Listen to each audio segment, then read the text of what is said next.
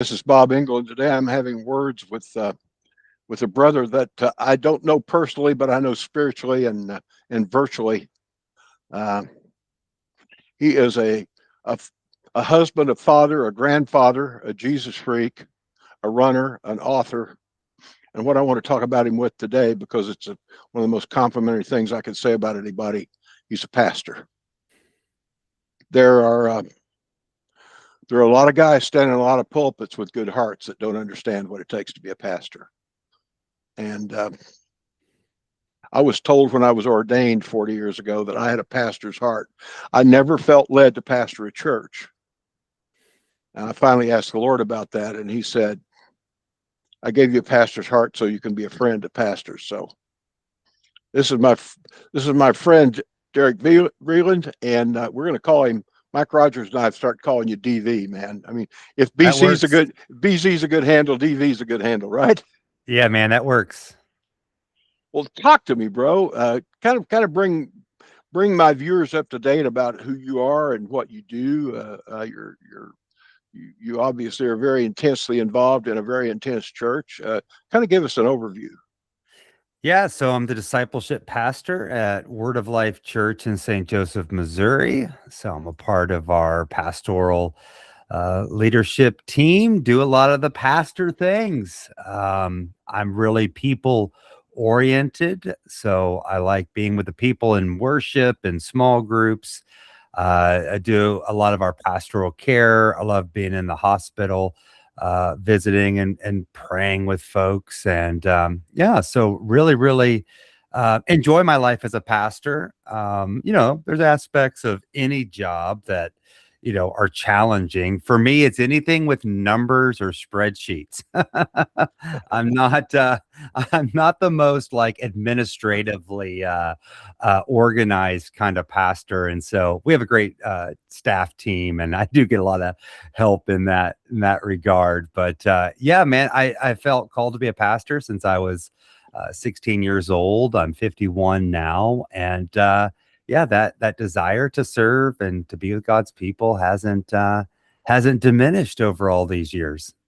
Well, I know from many accounts in many areas that you are what you like to call yourselves a Bible freak. You Yeah. yeah, you love to study, and you reflect that, by the way, on your podcast. And the name of it is slipping my mind. Peace, Peaceable and kind. peaceable and kind, which describes you very well, by the way. Well, And I appreciate that. we I also know in your pastorship, and you're not touching on this because I know from past conversations that you initially resisted it, but you're the guy that makes the whole digital thing at Word of Life happen from a standpoint of getting it spread around to people. I mean, you're not a production guy, but you oversee the whole thing. Well, yeah, we have a real team approach to our online congregation. And so, yeah, I'm very involved with being with people, both in person and virtually. Yeah, I didn't mention that. I regularly am meeting online with new and existing online members. And it really is a funny story because in 2020, during the COVID pandemic, when we were only an online church, we had shut down our building following the local city ordinance at that time, and we were only online. And so we had people who had been watching us online for years and years and years ask us about being online members. And honestly, when we were first asked, we had no idea what that meant. We didn't know how or if we wanted to even cultivate that. And I had a lot of problems, like a lot of just like theological problems and pastoral problems, like, and it's funny, I'll tell new line members that, if, for example, if someone in your family gets sick, you can email me, you can text me, we'll be praying, but I can't show up at the hospital. Or if you get released, I can't show up the next day with a casserole. The casserole cult that exists Right. in the church, right? Somebody gets sick, they show up with food, There's your Baptist background right there, That's bro. right. Yeah. Southern Baptists know about showing up with the casserole, but Yeah. yeah. So the online thing was daunting for me because I just couldn't wrap my head around how do you do church virtually, because the church for me is a very embodied, very relationally driven thing.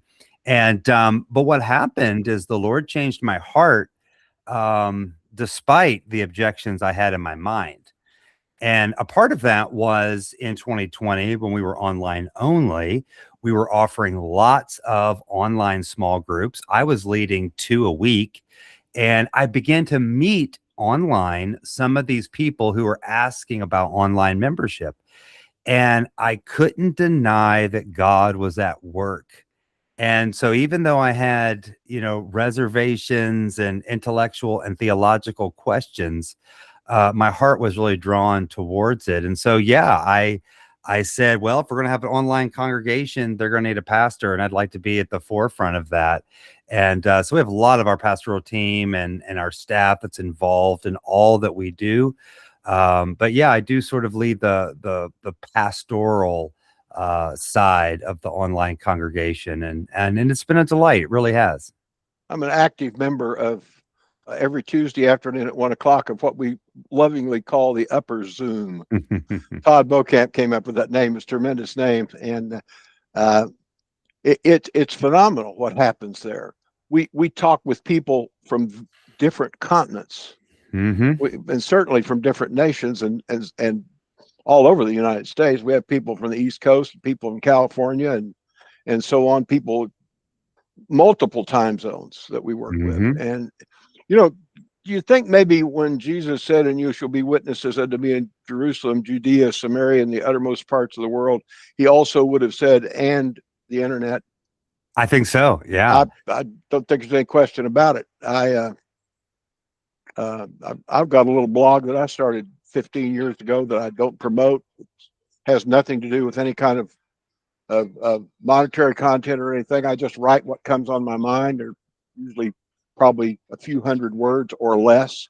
We've had 600,000 people come on and read that. Wow. And that's not a big number on the internet. I mean, that's a small internet number. But if I told you I'd preached to 600,000 people the last 15 years, you'd think I was a power preacher. It's a powerful medium, and it's beautiful that you overcame your doubts, and the Lord's rewarding you for doing that. And that's exactly what he's doing. He said, "Dude, thanks for coming on board. Let me show you what we can do with this." Yeah. Jesus was willing to meet people where they are, even if it were to break the religious rules. And you're exactly right. My heart was drawn towards the way of Jesus to meet people where they are. And it was already building and happening before COVID. I think COVID expedited what was always going to happen, and that is, this form of digital engagement. I think it was inevitable. And so what would Jesus do? Would Jesus say, well, we got these rules that prohibit us, from meeting people online? I don't see that consistent with the ways of Jesus. And so, yeah, I've always just wanted to be faithful to Jesus. It was Jesus that won my heart. It was because of Jesus that I was baptized when I was 11, and then at 15 years old, came back to the church and got more involved. And then it was Jesus who met me as a very insecure, very wounded, very shy, very sensitive 15-year-old. Jesus met me where I was. And because of that, that's the sole focus of my life, is to keep my attention on Jesus, to follow and walk in the ways of Jesus, and invite others on that journey. And he was the ultimate pastor. Yeah, he was. We're coming up to Easter, and we'll celebrate the Last Supper. But when you speak of breaking rules, I wrote a blog several years ago called The First Supper. Jesus went to Matthew's house for dinner with all the wrong people. And in that culture, by the way, eating a meal with someone meant that you were one with them. Yeah. So yeah, the only rule is love your neighbor, love the Lord your God with all your heart, soul, mind, and strength, to love your neighbor as yourself. That's right. And you've done great things. One of the things I was blessed with for many years was I got to be the guy that went to the hospital, Mm-hmm. and I absolutely relate to you loving to do that. Mm-hmm. There's a great satisfaction there. Talk about things that you see in those kind of environments that really. I want to tell you what I'm doing. By the way, I've got an agenda here. I want I want people, unfortunately, many who have never experienced a real pastor, and Mm-hmm. in my experience, there are a lot more guys standing in pulpits than there are pastors. Mm-hmm. And I don't mean that negatively, but I'm just telling you it's a Mm-hmm. fact. Mm-hmm. And I want people to know what a pastor looks like. I want people to know how a pastor thinks. And you are one. I know that. Mm-hmm. So you have something to offer there. The visitation of the sick is one of those things. Talk about those things, and all kinds of visitations that you do from a Oh pastoral yeah. standpoint.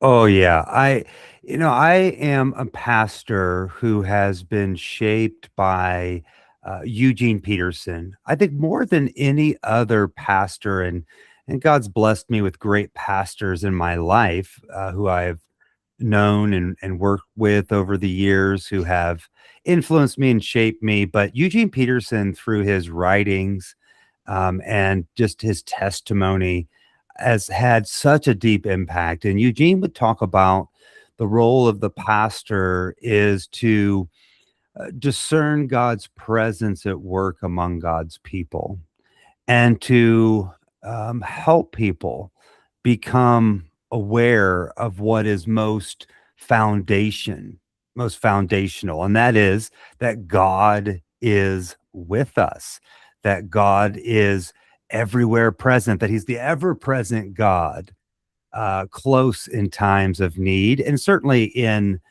visiting the sick or making hospital visits. That helping people discern God's presence is chiefly what I do. Henry Nouwen has a book. I believe the title of the book is The Living Reminder. And he speaks about pastors as being living reminders of Jesus. And when I was a young pastor, I didn't know these things. I'd been seminary trained, but you can only get so much through 3 years of schooling. And I really felt uncomfortable visiting people in the hospital. I mean, I had done an internship in seminary in a hospital. So for 15 weeks, I spent Saturday afternoons doing hospital visitations, and that helped me a lot. But I was still very uncertain. And it was later on in my ministry life that I read Now and so now when I go to visit people in the hospital, I'm very comfortable because I recognize it's not really about me. This Sunday is Palm Sunday, and we celebrate when Jesus entered into Jerusalem riding on the little baby donkey on the colt. And so Yeah. when I walk into a hospital room, I'm just the donkey. That's all I am. I don't have to do anything. I'm just there to bring Jesus. I'm there to bring a reminder, a living reminder that Jesus, who is the healer, is present.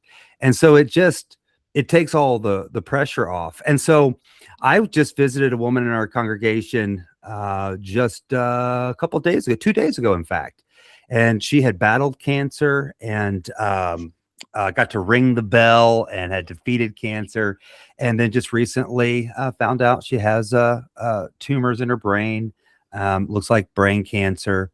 And so when she went to get checked out because she was having vision issues and memory issues, something neurological, and when they did a scan, they saw these two lesions. And I knew all that going in. And, a cancer diagnosis is scary. And so I never know what to expect when I enter the room. But as soon as I walked into this hospital room, there was such a sense of joy in there, both for this woman and her husband. Her daughter was there. Her granddaughter was there. And I, wanted to be one who was bringing in hope and peace and the joy of the Lord, which is our strength. But she already had all that. In fact, she ministered to me more than I ministered to her because she was so peaceful. And she's like, we're going to face this next battle with faith and trust in the Lord. And she's like, I'm just so grateful. The only concern she had was how her hair was looking in the hospital. And because she was just so filled with peace and joy. And that was a wonderful visit. But, always, before I leave, we join hands and we pray. And to me, that's the most important thing I do when I make visits. If I'm helping people discern God's presence at work, is to pray. And I believe that Jesus is a healer, that just as he was healing in the Gospels, he's still healing today. And so, yeah, we prayed. And that was 2 days ago. And yesterday, she was able to go home. There is a surgery scheduled, but she is just so filled with life and gratitude and joy. Yeah, that was just the most recent hospital visit. It was a delight. Your analogy of being the donkey is perfect, because what it says is you carry Jesus into the room. Right. Wow. Think about that donkey's place in creation, man. How cool was that? Yeah. Yeah. And it's it's a very fitting metaphor for the pastoral ministry. In my early days, I was driven by a lot of ego as a pastor, and it really just came from a need for love and acceptance that I didn't even recognize. And I was really driven by ego. I taught the scriptures and I preached Jesus and I prayed and did all the things. But if I were to go back and examine my motivations, the deepest motivation was I wanted to be a quote unquote successful pastor. And my eyes were really on myself and not on Jesus and not on the people of God.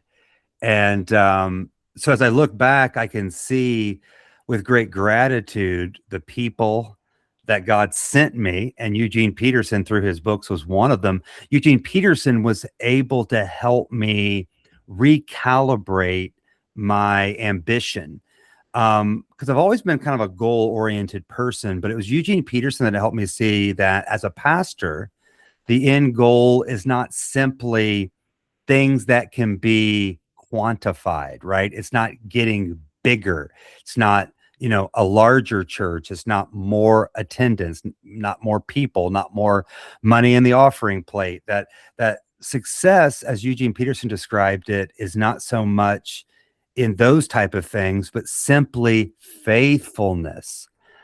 Jesus taught us this. These are the real weighty matters of the law. As he was wrestling with the Pharisees, it's like, y'all tithe on everything in your spice rack, but you're missing some of the biggies, things like mercy and justice and faithfulness. So learn from Eugene Peterson that that's all I got to do. I just got to be faithful to Jesus, faithful to the people of Jesus. And it just took the pressure off me that it's not, now I want to work hard, but all of my work is working with Jesus. It's not about me. In the church that I pastored before joining the staff here at Word of Life, we went through a really difficult season. I was actually transitioning from the youth pastor and I became the pastor in the midst of a very difficult transition. Our previous pastor had moved on to plant a new church. And there was some leadership struggle. There was a lot of angst and frustration. And some people call it a church split. I never call it a split. I say it was a church fight and a bunch of people left. But I kept saying during that time, I kept saying the ministry of Jesus is going to go on with or without us. Yeah, I love this church. I don't want to see this church die. But if it dies, Jesus has other plans. And because I knew it wasn't about, I didn't have to save that church. When I was becoming the pastor, that was that moment of recalibration for me. This would have been about 2004. This recalibration, it ain't about me. It's not about more people on Sunday morning. It's about faithfulness to Jesus and loving God and loving neighbor. And what happened was we were cut in half in terms of like attendance and giving, and it was difficult. But we stayed on. My wife and I stayed there for 7 more years, and before coming here. And over the years, healing took place. God's grace was present, and we did begin to see growth in terms of new families and new people being won to the Lord. But it wasn't because our eyes was on the growth; our eyes were just on Jesus. And we just like the old Keith Green song, right? Yeah. Just keep doing your best and pray that it's He'll, blessed, and and he'll take care of the rest, he'll right? take care Absolutely, of the man. rest. Yeah. Yeah. Huh. Yeah. This sickness is not unto death, Mm, but that God may be glorified hmm in his son there. And also, unfortunately, we're seeing a lot of death, hmm a lot of sickness hmm in, in the institution. hmm And, but it's not unto death. No. It's, I wrote a post several years ago that, that ended with, I pray that when the time is right, I can be a voice that says, come forth. Yes. Yeah. Yeah. Jesus is doing now what Jesus has been doing for 2,000 years, and that's building his church.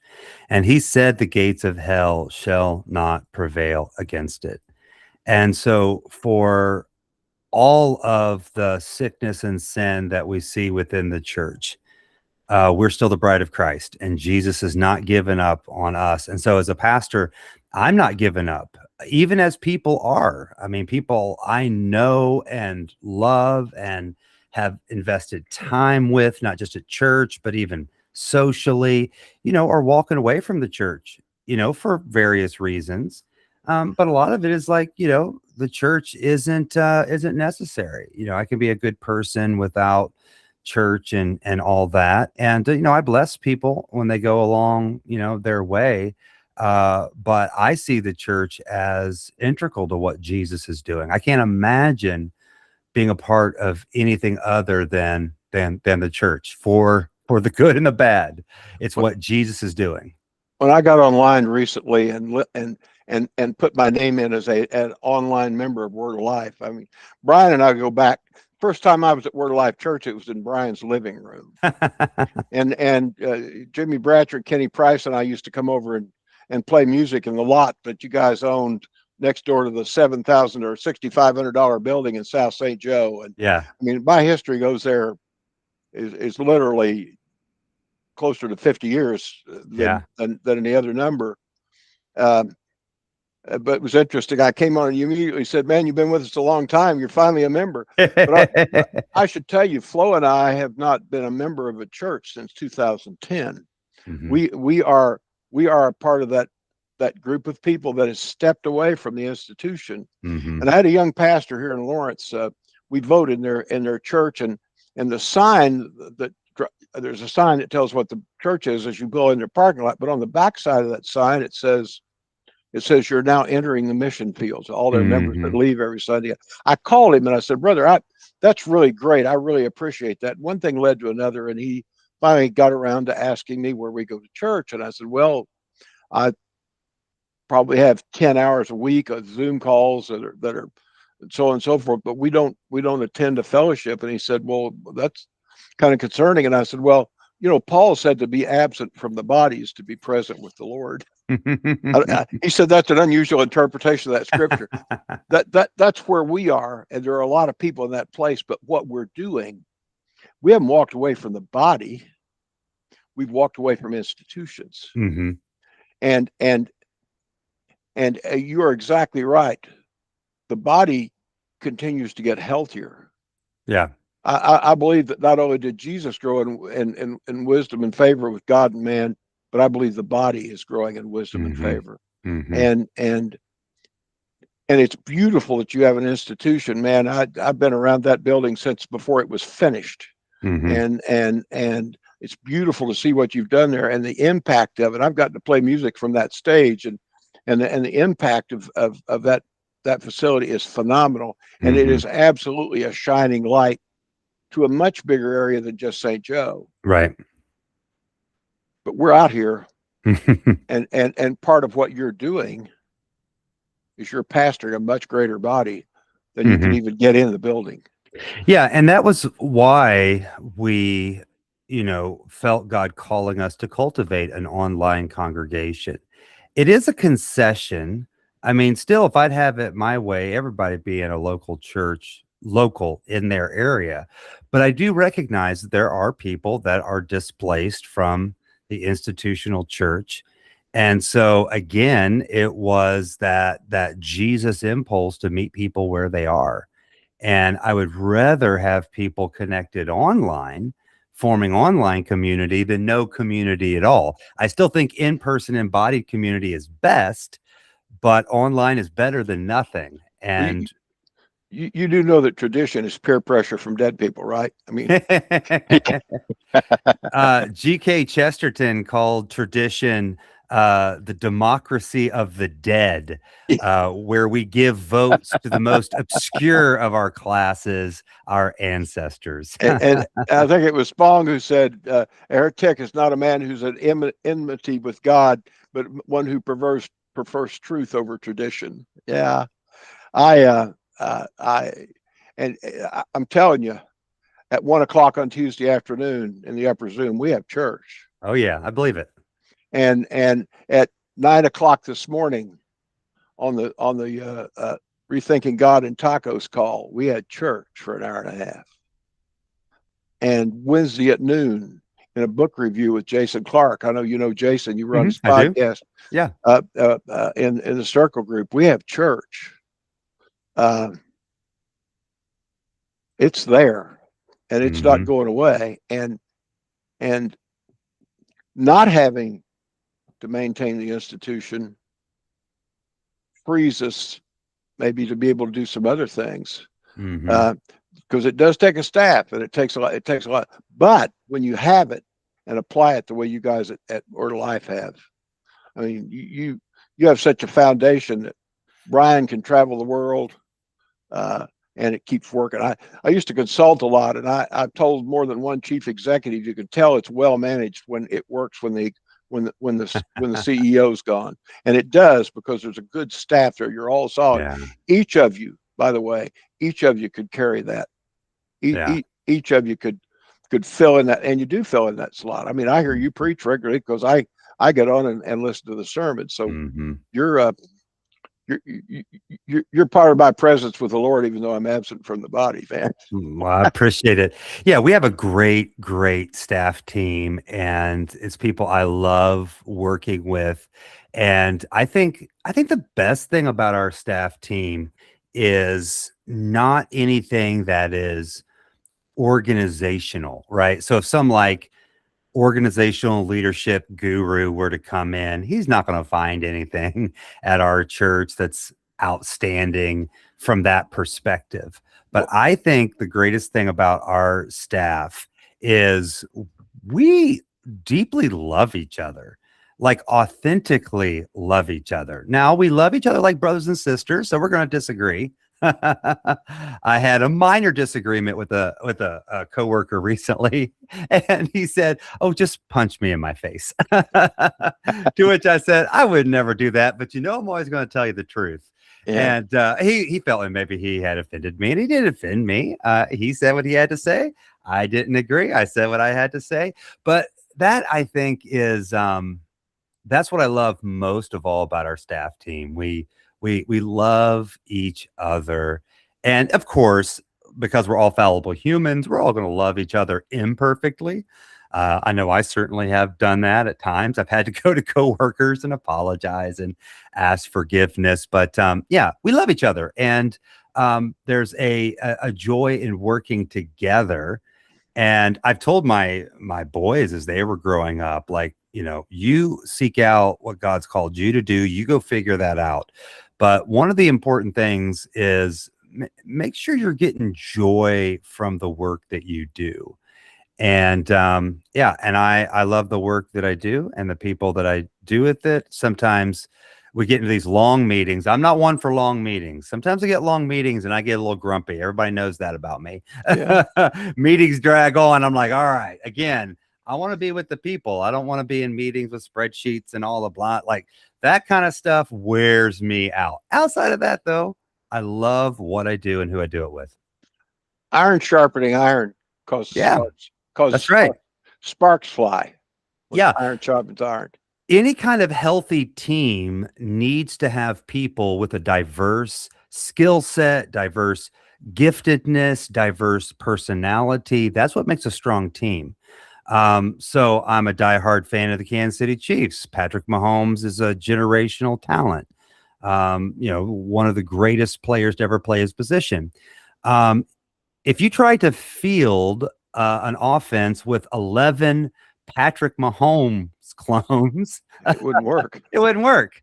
So, you need linemen and you need running backs. And by the way, we just got one in free agency. And especially those linemen, right? When the Chiefs have lost Super Bowls, it's because their offensive line has worn down.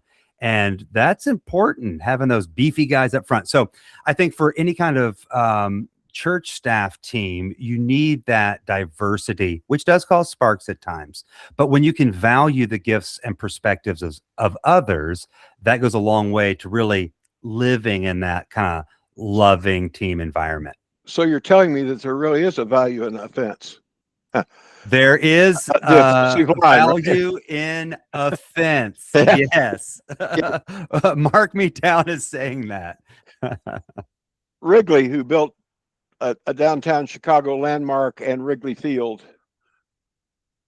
did all of that with a product that sold for a penny a piece, by the way. Wow. Said if I have two executives that think alike, I don't need one of them. That's right. Look at the 12. Look at Matthew and Simon the Zealot. How far apart could you get? Exactly right. I did a lot of team building and consulting, and an analogy that I love to use because it's true. An average Belgian draft horse will pull from 7,000 to 8,000 pounds dead weight. A random team that you put in a harness will pull from 17 to 18,000 pounds. But a team that knows each other's strengths and weaknesses will pull 25,000 pounds. I believe it. There's a quantum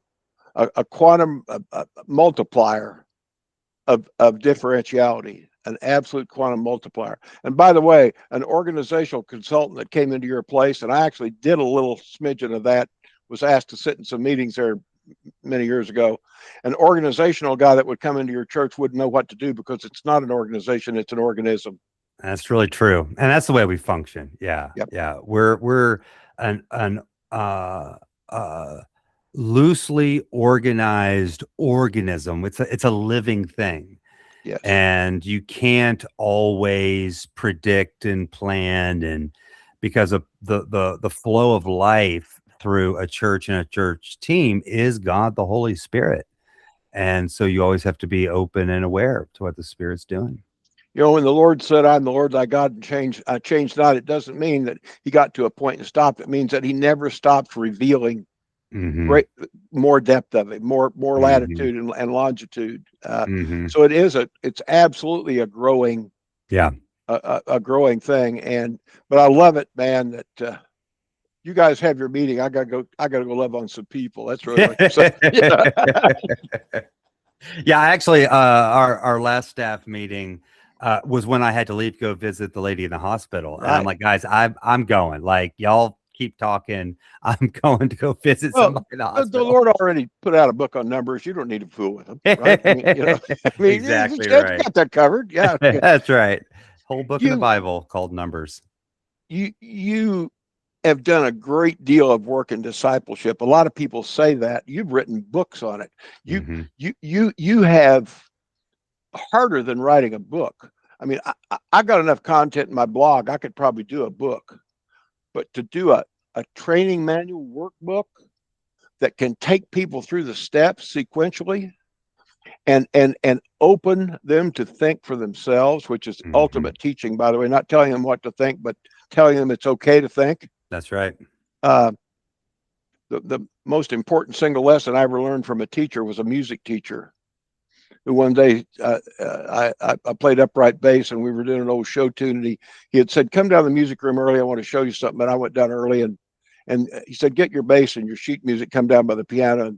And I did, and he's playing this show tune, me and my shadow, and I'm reading the music. And then he said, "Now put away your music and play what you hear." Mm.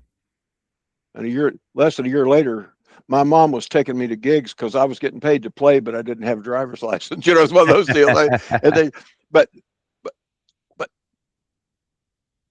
but play what you hear. Yeah. BZ did a sermon we studied we talked about in the upper Zoom on Epiphany recently. And I said, my life is so Epiphany driven that I think I'm probably an Episcopalian. I've been listening to what I hear, been playing what I hear for my life, and Yeah. and it's worked out well for me. And Yeah. But I love it that let me out of here. I got people to love on. Yeah. Yeah. That's a pastor's heart, brother. Yeah. Yeah. And I remember hearing, I can't remember if it was when I was a youth pastor, serving another pastor, or maybe it was in seminary when I was in pastoral care class. But it was somewhere along the line I picked up, pastors are shepherds and shepherds smell like sheep. And, I see some of these like, mega church, pastors, that are more, button down shirt, tie, sort of like executives. And I think, if you were just running a business, like if you had a technology business, you'd probably still be successful. And I'm not judging those guys. They have a perspective and a giftedness different than mine. But for me, I've never seen myself as a pastor, as some sort of like executive that sits in a boardroom and making these decisions. That's not a shepherd. A shepherd is with the sheep, and I've always wanted to be with the sheep. And I also learned along the way that sometimes sheep bite. And so you do have to be ready for that. And so there is some hardship in being a pastor, but I don't know, for me, even with the sheep that bite, I just still love being with God's people. Isn't it interesting that when it was time for Jesus to be born, the announcement was made to the shepherds? That's right. But fascinates me, by the way, that shepherds, quote, heathen astrologers, didn't even bother to tell the folks in the temple. Right. They weren't listening. Yeah. But isn't it fascinating that the first people we know of to know this is the time were the guys that, as you pointed out, were out there with the sheep, and they probably smelled like it. Mm-hmm. Yeah. So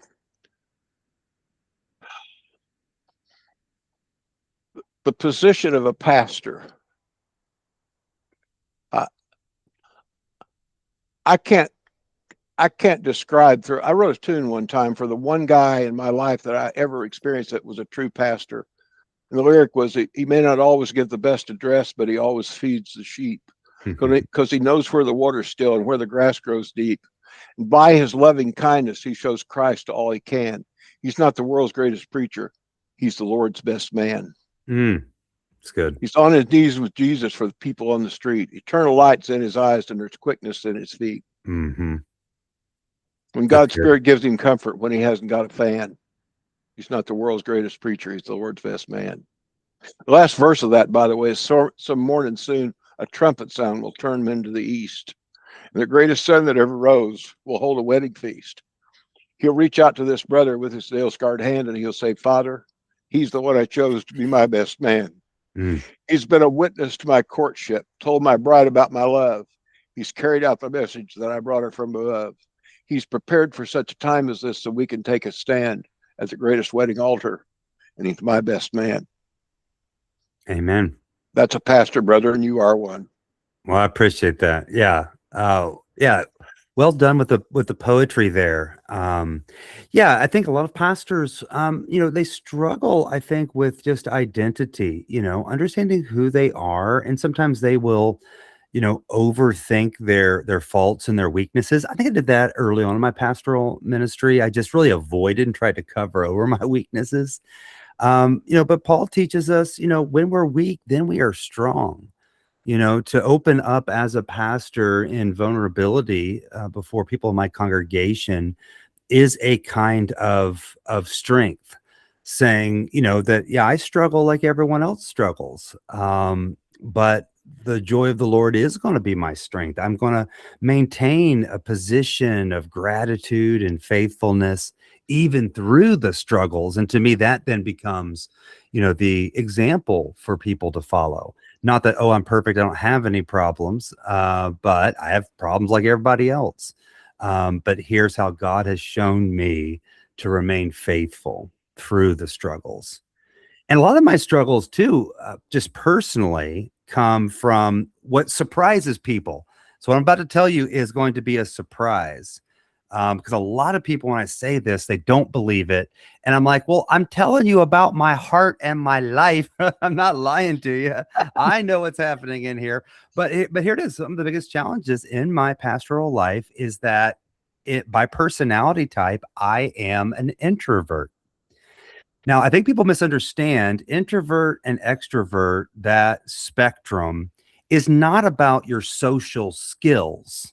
Now, typically, extroverts develop good social skills, introverts lack social awareness and social skills. But an introvert can learn social skills, how to be a conversationalist and all those type of things. And I know extroverts that have zero social awareness. But introvert extrovert is really, where do you draw your strength and energy? And so I know people, for example, that their pastors, they want to work in coffee shops because all of the energy and the activity and the people and the interruptions like fills them up and empowers them. It drives me nuts and sucks all the life out of me. And so I have a home office since COVID. And even when our building opened back up, I decided to stay in this home office because I need times of isolation. So what happens on Sunday morning? Because I've already said I love being with God's people. I get to church early. I don't have anything to do, no tasks. I just am there with the people. And then I stay after church. Not that I have anything to do. I just want to be with the people. But then I come home, I eat lunch, and I need a nap because I am exhausted. Like, it wears me out. We just had a Lenten retreat. Yeah. And where it's morning to night, I'm with the people.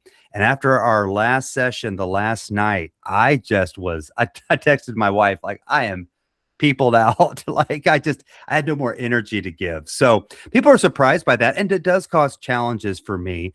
But it's also healthy to recognize that I have limits. I am a human being with limits. Only God is limitless. And so while being a pastor in the midst of a very large congregation in person, as well as a growing online congregation, I know I do not have enough time in the day to devote to everyone who needs something.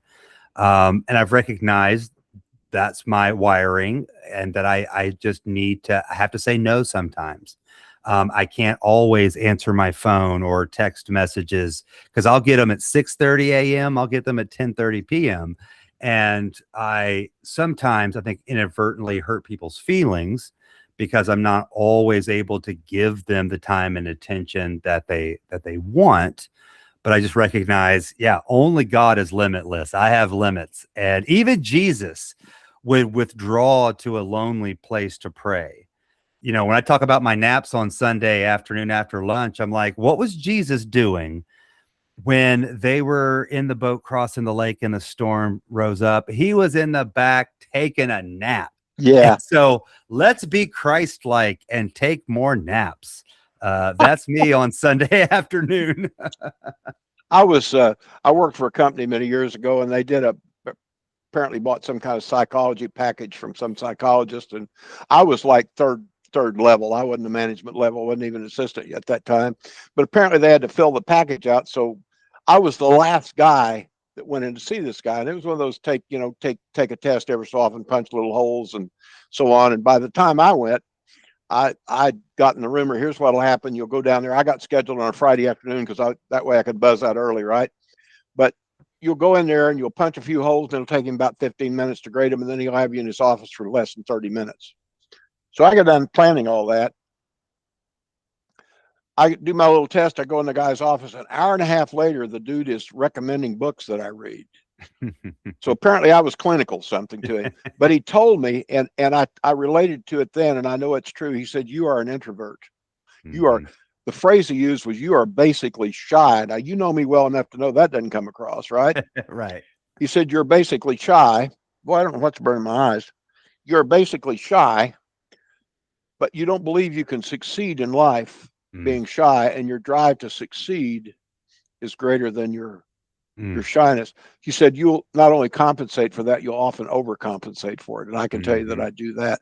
I understand what you're doing is you're leaving it all on the field, man. Right.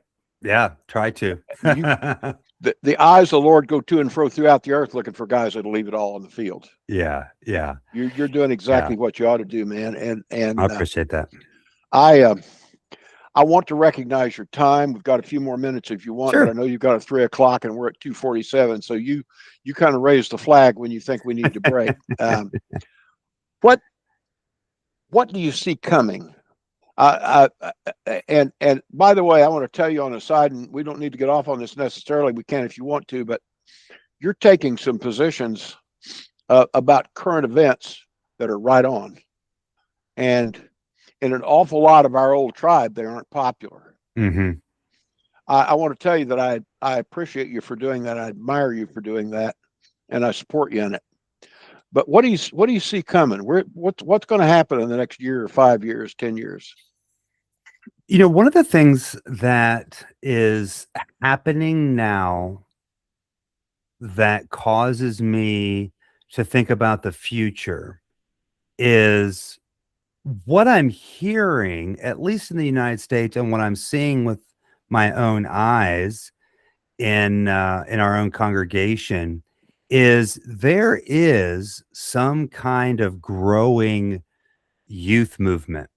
Yep. You know, we have been on this secular slide for years and years and years. Post COVID, for the first time in the nationwide survey data that was done, the majority of people were not claiming any kind of personal faith, corporate faith, going to church. The tide was turned, and so we've seen what has happened in secular Europe, in secular Canada, and I had always thought that's coming to America. You see the growing secularism, and by secularism, I mean it in its maybe most basic sense. Secularism in terms of just doing life without God, sort of a functional atheism. But there are national stats that they're showing this little bump, because in like church attendance by age has always been on the downhill slide, but now they see this little bump, like this next generation, you know, much more interested in religious faith. And my youngest son is 16 and is a part of our youth group. And it was a youth group. You know, he's a sophomore in high school. He joined in the 7th grade. And I don't know, when he was first going, because I'd pop in and check on him, man, it was 25, 30, 35 kids. And now they're telling me it's 120 to 150 teenagers coming on Wednesday nights. And I got invited to speak on a Wednesday night. And then I was just so honored that they invited me back to speak at their retreat. Because as a preacher, when you get the invitation to come back, that's always a good sign. And so I've spent some time with these kids, and yeah, there's some knuckleheads. There's always knuckleheads. They're always out there. But my son is a part of a group within this youth group that they are really pursuing Jesus. They're really going after it. My wife and I met in a youth group that was growing like that. It was a youth group in a Baptist church, and there wasn't anything special about the youth group except that Jesus was at work. And we had all these kids, and we outgrew our facility, and we were meeting in a gymnasium. And so I see in the next 5-10 years, I don't like to use the word revival, and there's a lot of religious baggage with that term. Yeah. But I do see a spiritual awakening in this next generation like I have never seen before, and that I have been praying for. And so I feel as a pastor, and you mentioned in my introduction, you know, I'm both a dad of a teenager, and then I have an adult son who's married with 2 kids. So I got grandkids and a teenager. It's a crazy world we live in. But I've never been more expectant and hopeful for my grandkids in their generation. I think secularism will continue to spread, but I think Aslan's on the move. And I think there's something coming with this next generation. I mean, I'm not thinking it'll be anything like the Jesus movement in the 1970s, but something's happening. And that gives me a lot of hope. And I just feel like, last thing I'll say, I'll kind of wrap up with this and I will have to go, that, you know, as a pastor in my 50s with grandkids, and I've told our church this, that I feel like we, in my generation, that we will be a failure if we don't pass the faith on to the next generation, if we don't cultivate a real love for Jesus among this next generation. If we don't do that, I think we'll fail. There's a verse, and it's in the verse, I think it's in Judges, that after Joshua dies, it says, I think it's in chapter 2 of Judges, that there arose a generation that did not know the Lord. And that verse has always challenged me to stay faithful in prayer, to pray for this next generation, because I think a part of doing the Jesus thing is passing on the faith to the next generation. So that's what I foresee coming. Something happening with this next generation, and I can't wait to see. And I can't wait to be, because you know, I'm 51. I think once I hit my 60s, I'm gonna let this beard grow like a ZZ Top Gandalf beard. Like, I just want to be, because I can kind of see myself pastoring in my 60s, hopefully, if the Lord wills, into my 70s. And I just want to be, I want to be a Gandalf. I want to be an Obi-Wan Kenobi. I want to be a resource for this next generation. And I'm excited. I think something's happening. There is a cry throughout the earth to send a spirit flood, a cry deep from the soul of man to be covered by the blood, a need for an earth-changing eternal pouring out. And like the first great mighty flood, it's coming with no doubt. Amen. I believe that's a good word, Bob. I believe that. I'll send you that song, okay? Do it, brother. Brother, thank you for your time. I love you greatly. I value our relationship. I love all you're doing. And you are, I'm going to title this A Portrait of a Pastor. Well, I appreciate that, Bob. Appreciate you too. And yeah, after all these years, you officially became an online member. I'm glad you're a part. And yeah, shout out to Mike and Joyce Rogers that lead the Upper Zoom. Mike, you know, is one of those very, very early people saying, hey, we're onliners. We want to be online members. And what does that mean? Mike was one of those very, very first people. And so I so appreciate them. Appreciate you. Thanks for having me on your podcast. I enjoyed the conversation.